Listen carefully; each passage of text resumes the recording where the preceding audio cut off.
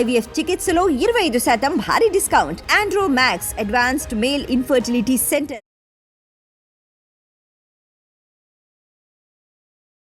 మధ్య చాలా మంది డెంగ్యూ అయినా సరే, ఏ వైరస్ అయినా యాంటీబయాటిక్స్ ఇచ్చేస్తున్నారు కదా సార్. ఆ! కాబట్టి ఇప్పుడు మనం యాంటీవైరల్ గుర్తుపెట్టుకోవాల్సింది టాబ్లెట్స్ అని. యాంటీవైరల్ డెంగ్యూకి స్పెసిఫిక్‌గా యాంటీవైరల్ లేవు. సింప్టమాటిక్ ట్రీట్మెంట్ ఉంటుంది. ఓకే. మన ట్రీట్మెంట్ ఇస్తూ ఉంటే తన యొక్క ఇమ్యూనిటీ పేషెంట్ యొక్క ఇమ్యూనిటీని బట్టి బయటపడేటువంటి అవకాశాలు ఎక్కువగా ఉంటాయి.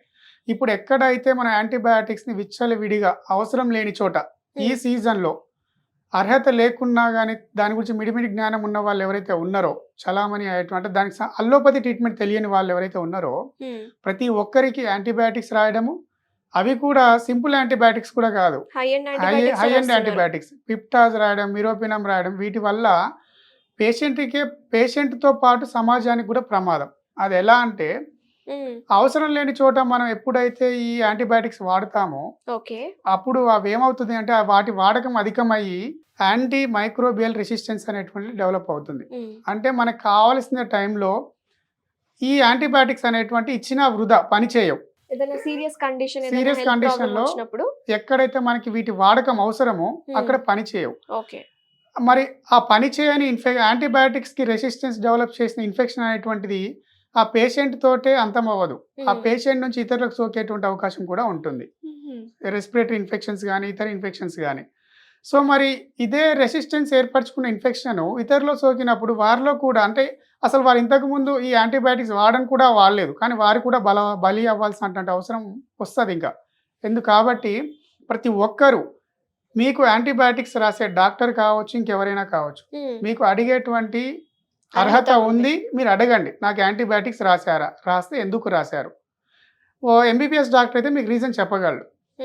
ఎంబీబీఎస్ డాక్టర్ రాసినప్పుడు వాటిని మనం వాడడానికి ఆలోచించాల్సిన అవసరం లేదు, ఎందుకంటే వాటి గురించి అవగాహన వచ్చిన తర్వాతే వాళ్ళు రాస్తారు కాబట్టి వారికి సంబంధించిన సబ్జెక్ట్ కాబట్టి. అదే ఎవరైతే ఈ సబ్జెక్ట్లో చదవకుండా ఈ సబ్జెక్ట్ గురించి సంబంధం లేకుండా వేరే వాళ్ళు ఏమైనా రాసినప్పుడు ఖచ్చితంగా మీరు వాళ్ళని అసలు రాయకూడదు. ఒకవేళ ఇచ్చినా కానీ మీరు వాళ్ళని ధైర్యంగా అడిగేటువంటి అవకాశం ఉంది. అండ్ చాలా మంది కూడా మనం ఫార్మసీకి వెళ్ళి డైరెక్ట్ గా నాకు ఈ సిమ్టమ్స్ ఉన్నాయని చెప్పేస్తే అక్కడ ఉన్న వాళ్ళు కూడా యాంటీబయాటిక్స్ రాసిస్తూ ఉన్నారు, ఇచ్చేస్తున్నారు కూడా. ఫార్మసీకి అసలు అడగాల్సిన అవసరం కూడా లేదు. నాకు జలుబు ఉంది అంటే చాలు, జలుబు టాబ్లెట్ తో పాటు యాంటీబయాటిక్ డైరెక్ట్ గా ఇచ్చేస్తున్నారు. ఎందుకు అంటే అది ఒక వ్యాపారం అయిపోవడం వల్ల ఈ యాంటీబయాటిక్స్ వల్ల అది అసలు ఇక రాబోయే తరాల్లో ఇది ప్రపంచ వినాశనానికి దారితీసేటువంటి అవకాశం యాంటీ మైక్రోబియల్ రెసిస్టెన్స్ అనేది.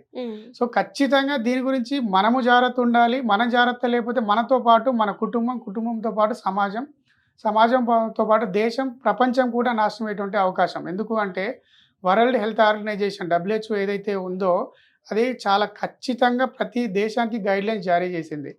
యాంటీ మైక్రోబియల్ రెసిస్టెన్స్ AMR ఏదైతే ఉందో అది ప్రపంచంలో రాబోయే రోజుల్లో పెద్ద పెనుముప్పుగా మారేటువంటి అవకాశం ఉందని. సో ముఖ్యంగా వైరల్ ఇన్ఫెక్షన్స్ ఉన్న చోట యాంటీబయాటిక్స్ యొక్క అవసరం లేదు. ఒకవేళ నిజంగా బ్యాక్టీరియల్ ఇన్ఫెక్షన్స్ వచ్చినా కానీ హైయర్ ఎండ్ యాంటీబయాటిక్స్ అవసరం లేదు. యాంటీబయాటిక్ ఇప్పుడు నార్మల్గా గతంలో ఇప్పుడు చెప్తూ ఉంటారు కదా సార్, ఏదన్నా ఫ్లూ వచ్చినా సరే, కోల్డ్ వచ్చినా అది 7 days వరకు ఉంటుంది, మనం మెడిసిన్స్ వాడకపోయినా సరే ఇట్ కంటిన్యూస్ ఫర్ 7 days అని చెప్తూ ఉంటారు.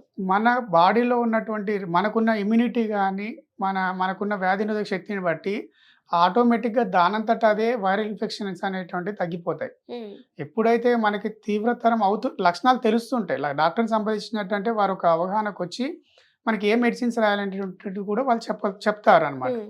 కానీ యాంటీబయాటిక్స్ అయితే ఇష్టం వచ్చినట్టయితే రాయకూడదు, రాయరు కూడా. ఈ యాంటీబయాటిక్స్ మీద ఎందుకు మనం ఫోకస్ చేస్తున్నాము అంటే ప్రతి ఒక్కరికి వీటి మీద అవగాహన లేక ఎవరు మెడికల్ షాప్లో ఇచ్చినా సరే, ఒక RMP ఇచ్చినా సరే, ఇంకెవరు ఇచ్చినా సరే వాటిని మనం విచ్చలవిడిగా వాడడము మొదటగా. అది రెండోది కోర్స్ కంప్లీట్ చేయకపోయినా కానీ మనకి యాంటీ మైక్రోబియల్ రెసిస్టెన్స్ వస్తుంది.